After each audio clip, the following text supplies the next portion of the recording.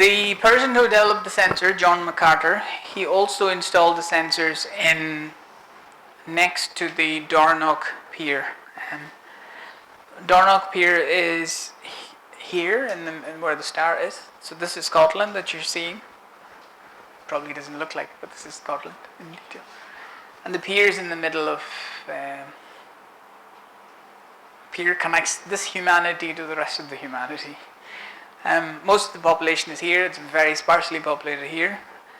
The most extreme golf course in the world is here, if you're following golf. But the connectivity between those two parts were critical, because otherwise it'll have to go all the way back to Inverness and then up kilometers and kilometers. So they put a nice bridge. The bridge had a particular shape of column. And when they installed the column, they also said, we will install additional columns besides it over here, besides the bridge, for studying. This is Highway Scotland, they did that. And they said, we will study that for however long we can afford to study. They looked at three things primarily. One was uncoated Portland. This is 1980s, the decisions were made, late of 1980s. 1990 when the construction happened, 92. So they looked at a few things. Uncoated Portland cement, normal Portland cement concrete, silane coated Portland cement, and Portland cement with a product called calcite, which is meant to be a waterproofing agent that you can add to the material. So these three things were to be studied. The structure had no coating, as far as I know, but they were looking at the effectiveness of all the coatings. I think they might have had coatings in the lower level of it anyway. So each pier, there are three of those piers, each of them represents one long pier, as you see here. When you look from the sea, because they're kept at a distance, it looks the same.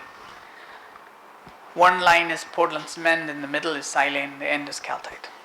So we've been studying that for a long enough time. But these are the piers. Along with the piers, what we did is we put same concrete and also other concretes.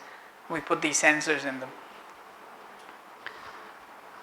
And we've been collecting information from them for a very long time. The N here is conductivity, it's not resistivity. So it will be the inverse relationship.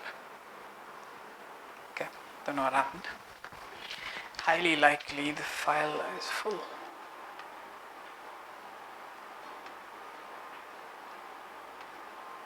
It's nearly finishing. It's finished. So, conductivity, you should expect the relationship to be inverse to what you're seeing there.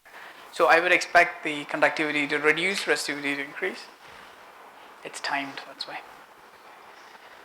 And that's the same in this case. So that's an ordinary Portland cement. It's an ordinary Portland cement after different time. So you can see that's nearly studied for 2 years. The study has been ongoing for at the least 10 years now. This is for literal breast sensors, yep. Embedded inside. Yep. Yep. And parallel to that, there are a few publications from me and from John.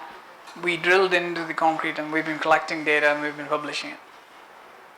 It's ideal data for chloride modeling because you get 22 years of chloride data. Okay. Happy enough? So we take a break there. By 10. And when we come back, we start to apply on chloride modeling. Or we start with carbonation modeling, we can progress to chloride later. Okay?